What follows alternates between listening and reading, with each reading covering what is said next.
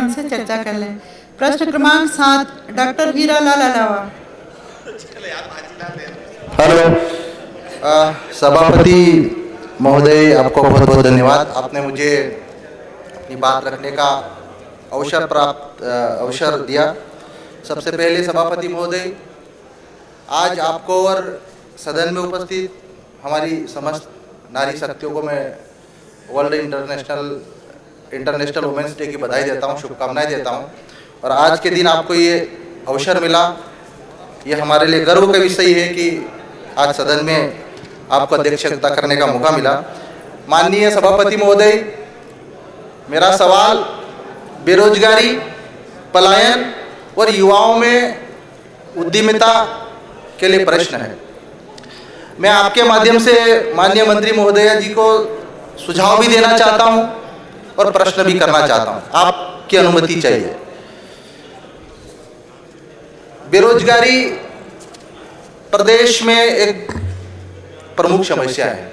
30 लाख से ज़्यादा मध्य प्रदेश में बेरोजगार युवा है और यह बेरोजगारी आदिवासी क्षेत्रों में आज चरम पे है। और ये बेरोजगारी के कारण युवाओं में दिनों दिन असंतोष बढ़ता जा रहा है।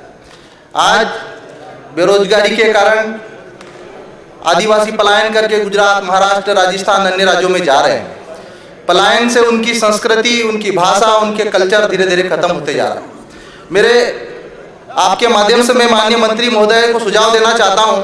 एक तो जो बेरोजगारी जो दूर करने के लिए आदिवासी क्षेत्रों में, 5वीं अनुसूचित क्षेत्रों में जो पेशा क्षेत्र है प्रदेश के, उन क्षेत्रों में कि पिछले 18 सालों से एसटी और एससी के बैकलॉग पदों पे भर्ती नहीं हुई, उन पे जल्दी से जल्दी भर्ती की जाए। दूसरा मेरा सुझाव है कि अनुसूचित जिले जहां पेशा कानून के प्रावधान लागू है, वहां पर स्थानीय स्तर पर, जनपद स्तर पर, जिला पंचायत स्तर पर बेरोजगार युवाओं का विशेष भर्ती अभियान चलाया जाए। और तीसरा सुझाव मेरा यह है कि अनुसूचित क्षेत्रों में, माइनिंग में, रेत खदानों में और गैर सरकारी संस्थाओं में जहां उद्योग स्थापित हुआ, वहां पे बेरोजगार आदिवासी युवाओं की विशेष भागीदारी सुनिश्चित की जाए। मेरा आपके माध्यम से माननीय मंत्री महोदय से ये प्रश्न है कि जो आदिवासी क्षेत्रों में बेरोजगार दूर करने के लिए, उद्यमिता को बढ़ावा देने के लिए मध्य प्रदेश सरकार के माध्यम से 4 योजनाएं संचालित की जा रही। उसमें जो प्रमुख योजना है मुख्यमंत्री युवा उद्यमी योजना, 2016 जून 2016 से ये योजना शुरू हुई और मेरे धार जिले में 2016 से लेकर 2021 तक सिर्फ 3 युवाओं को इस योजना का फायदा मिला। ये फायदा इसलिए सिर्फ 3 योजनाओं को मिला, इसलिए नहीं कि बेरोजगार युवाओं ने उद्योग के लिए अप्लाई नहीं किया, इसलिए नहीं कि आदिवासी युवा उद्योग के क्षेत्र में काम नहीं करना चाहते, इसलिए क्योंकि जो इस योजना के अंतर्गत जो बैंकों से लोन लेने की जो प्रक्रिया इतनी जटिल है कि एक आम व्यक्ति, आम बेरोजगार का बैंकों से लोन लेना बहुत कठिन काम है।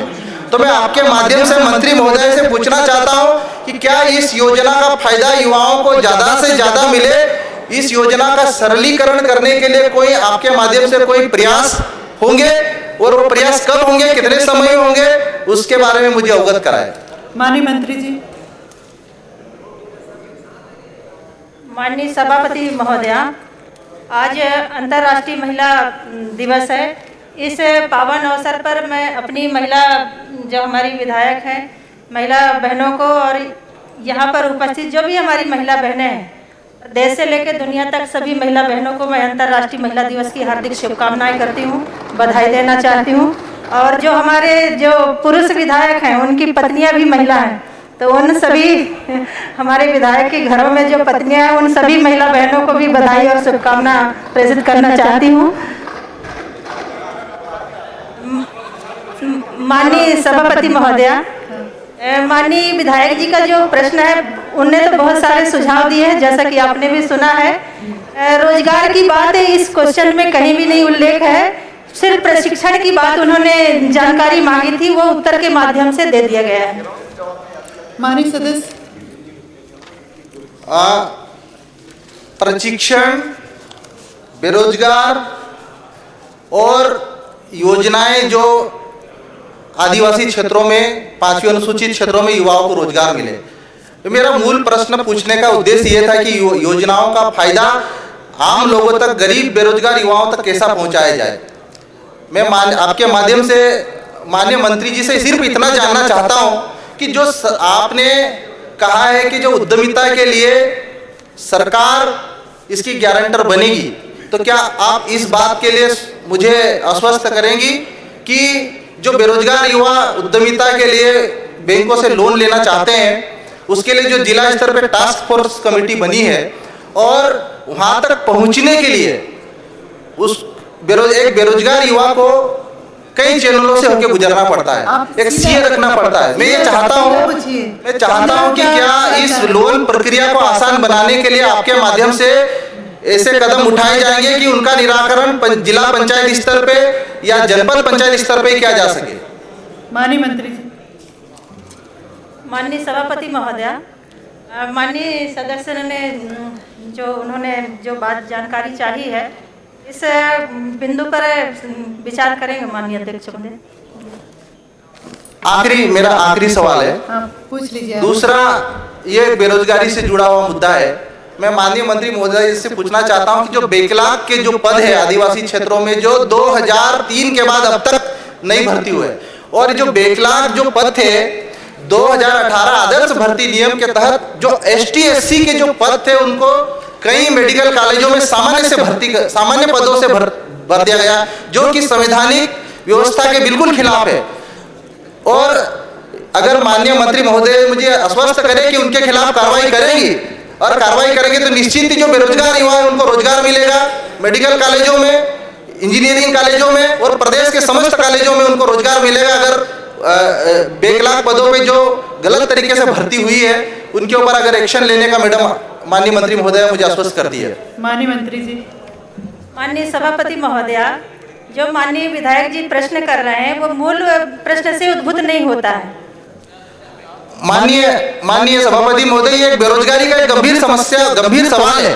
आप अगर युवाओं को रोजगार नहीं देंगे, उनको जो डिग्री लेके घूम रहे हैं, चाहे डॉक्टर हो, चाहे इंजीनियर हो, चाहे डिग्री कॉलेज के युवा हो, आज ये महिला दिवस है और मैं आपको आश्वस्त करना चाहता हूं कि आज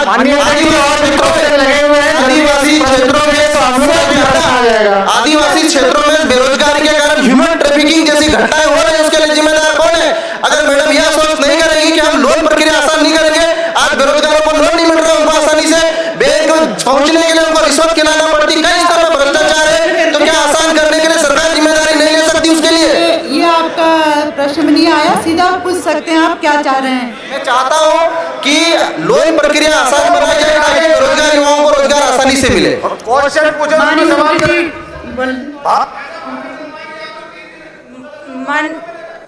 माननीय सभापति महोदया, जो नियम है उसके नियम के तहत ही कार्य किए जाते हैं, अलग से तो कुछ पहले से सब कुछ जो बना है उसी के तहत काम किए जाएंगे।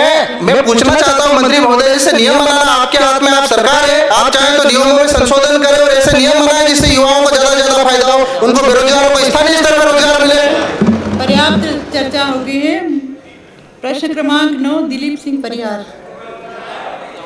मेरे सवाल का जवाब नहीं मिला माननीय अध्यक्ष महोदय। आश्वस्त किया है माननीय सभापति महोदय, ये बेरोजगारी एक गंभीर समस्या है और इस पर अगर सदन गंभीर नहीं हुआ तो आने वाले समय में संतोष होगा।